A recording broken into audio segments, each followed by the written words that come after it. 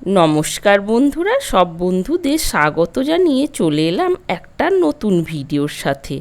আজ আমি আপনাদের সাথে শেয়ার করব নিরামিষ বেগুনের একটা রেসিপি। আমি নিলাম 5 পিস ছোট সাইজের বেগুনটা দেখুন এইরকমভাবে কাট লাগিয়ে নিয়েছি। আর এই রেসিপিটা বানানোর জন্য এইরকম ছোট সাইজের বেগুনটাই ব্যবহার করলে বেশি ভালো হয়। এবার একটা কড়াইয়ের মধ্যে দিয়ে দিলাম সামান্য গোটা জিরে, তার সাথে দিয়ে দিলাম সামান্য কসুরি মেথি। জিরে আর কসুরি মেথি একটু নাড়াচাড়া করে ভেজে নেব। 20 থেকে 25 সেকেন্ড মতো নাড়াচাড়া করে ভেজে তারপর নামিয়ে নিলাম। এবার কড়াইয়ের মধ্যে দিয়ে দিলাম সামান্য সরষের তেল। অবশ্যই রান্নাতে যেমন তেলের ব্যবহার করেন সেই অনুযায়ী তেলের পরিমাণটা বাড়িয়ে কমিয়ে নেবেন। এবার ওই তেলের মধ্যেই দিয়ে দিলাম সামান্য লবণ।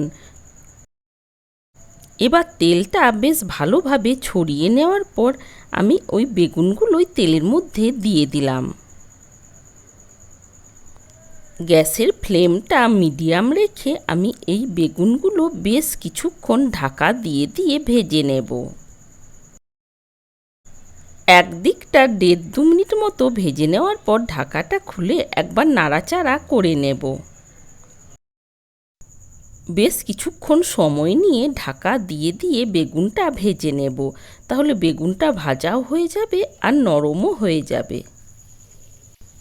প্রায় 7 থেকে 8 মিনিট মতো সময় নিয়ে বেগুনগুলো উল্টে পাল্টে বেশ ভালোভাবে ভেজে নিয়েছি। এবার বেগুনগুলো নামিয়ে নেব। এবার অবশিষ্ট তেলের মধ্যে দিয়ে আমি এই রেসিপিটা বানিয়ে নেব। এবার ওই তেলের মধ্যেই ফোড়নের জন্য দিয়ে দিলাম সামান্য কালো জিরে।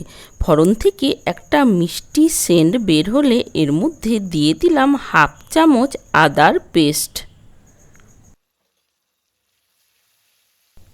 একটু নাড়াচাড়া করে নেওয়ার পর এর মধ্যে দিয়ে দিলাম খুব সামান্য জল। এবার এর মধ্যে দিয়ে দিলাম সামান্য লঙ্কার গুঁড়ো, দিলাম পরিমাণ মতো হলুদের গুঁড়ো। যেহেতু বেগুন ভাজার সময় লবণ দিয়েছি তাই দিলাম খুব সামান্য লবণ।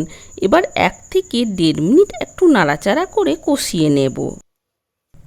1-1.5 মিনিট কষিয়ে নেওয়ার পর এর মধ্যে একটা মশলা বানিয়ে নেব। এর মধ্যে নিয়েছি 1 চামচ সাদা তিল, 1 চামচ পোস্ত আর একটা টমেটো। প্রথমে সাদা তিল আর পোস্তটা শুকনো অবস্থায় একটু ঘুরিয়ে নেওয়ার পর টমেটোটা দিয়ে পেস্টটা বানিয়ে নিয়েছি। এবার ওই পেস্টটা এর মধ্যে দিয়ে দিলাম।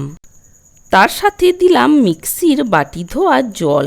এবার মশলাটা একটু সময় নিয়ে কষিয়ে নেব। প্রায় 6 থেকে 7 মিনিট সময় নিয়ে ঢাকা দিয়ে দিয়ে মশলা বেশ ভালোভাবে কষিয়ে নিতে হবে। যত ভালোভাবে কষাবেন স্বাদটা কিন্তু তত বাড়বে। বেশ কিছুক্ষণ সময় নিয়ে ঢাকা দিয়ে দিয়ে আমি মশলাটা কষিয়ে নিয়েছি। দেখুন, আপনারা হয়তো দেখে বুঝতে পারবেন মশলাটা বেশ ভালোভাবে কষানো হয়ে গেছে। আর মশলাটা কষানোর সময় ফ্লেমটা একদম লোতে রাখতে হবে। এবার আমি এর মধ্যে দিয়ে দিলাম পরিমাণ মতো গরম জল। এবার জলটা দিয়ে বেশ ভালোভাবে একটু নাড়াচাড়া করে কিছুক্ষণের জন্য ঢাকা দিয়ে গ্রেভিটা ফুটিয়ে নিলাম। গ্রেভি বেশ ভালোভাবে ফুটে উঠেছে। এবার ভেজে নেওয়া বেগুনগুলো এর মধ্যে দিয়ে আবার কিছুক্ষণের জন্য ঢাকা দিয়ে দিলাম। যেহেতু বেগুনগুলো ভাজার সময় সেদ্ধ হয়ে গেছে তাই খুব বেশি সময় নিয়ে এইগুলো ফোটানোর দরকার নেই। আমি 2.5 থেকে 3 মিনিট মতো একটু ফুটিয়ে নিলাম। এবার ওপর থেকে ছড়িয়ে নিলাম ওই ভেজে নেওয়া গুঁড়ো মশলা, যার মধ্যে আছে জিরে আর কসুরি মেথি। একটু বেশ ভালোভাবে নাড়াচাড়া করে নিলাম। আপনাদের হাতের কাছে ধনেপাতা থাকলে ওপর থেকে একটু ধনেপাতাও ছড়িয়ে নিতে পারেন। দেখুন, তৈরি হয়ে গেছে। আজকের এই রেসিপি আপনাদের কেমন লেগেছে কমেন্টের মাধ্যমে জানানোর অনুরোধ রইল। ভালো থাকবেন, সুস্থ থাকবেন। আবার দেখা হবে অন্য কোনো ভিডিওর সাথে।